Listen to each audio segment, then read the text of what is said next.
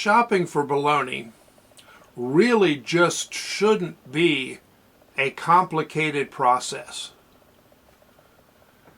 You check the ingredients, you check the price, and you go home. But turns out shrinkflation has hit bologna, and you have to be paying attention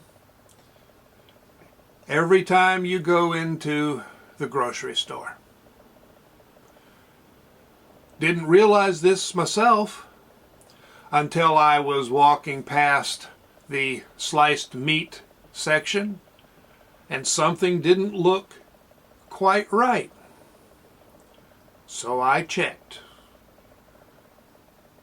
If you look at these two packages of bologna sitting upright, the stack of each appears to be pretty much the same.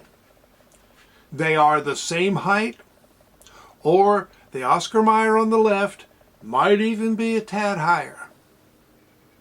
Okay, that looks like a straight up comparison, so you just look at the price and you know which one is a better bargain. If don't necessarily know the better quality until you've tried them both. But hey, we're talking about chicken, pork, and a few things you don't necessarily want to think about. So quality isn't always that big a deal when you're buying bologna. If price is the thing, you're probably buying something better. But you take a look at these packages straight on, something is different. One of these things is not like the other. This Oscar Mayer used to be bread-sized. It used to be the same size as other bologna. Things were pretty close to standard. But the Oscar Mayer package is only 12 ounces, and the field bologna and the other brands that were in that store are 16 ounces.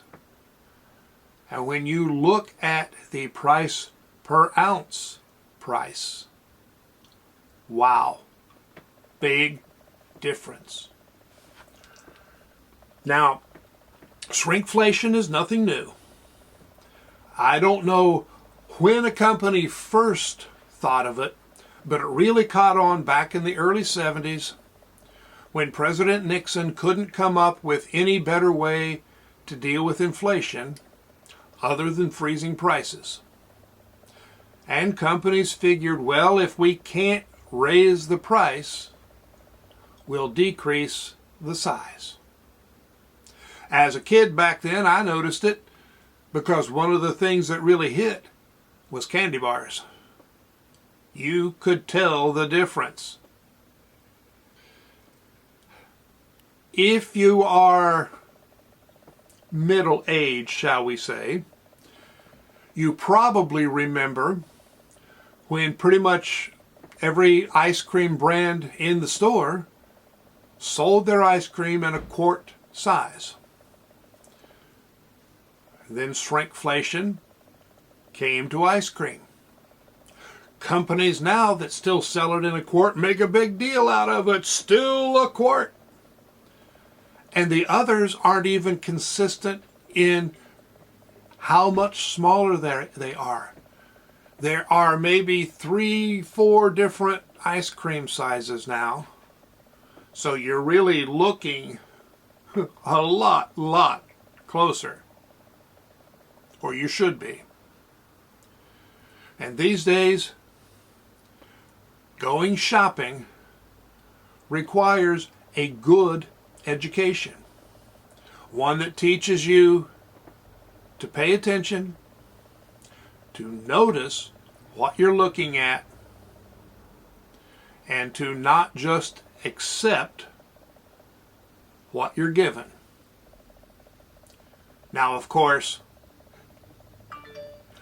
people with that kind of education and behavior, whether the education is formal or informal, are not what the powers that be are looking for. They want consumers who just consume, who don't question. But we've reached a point where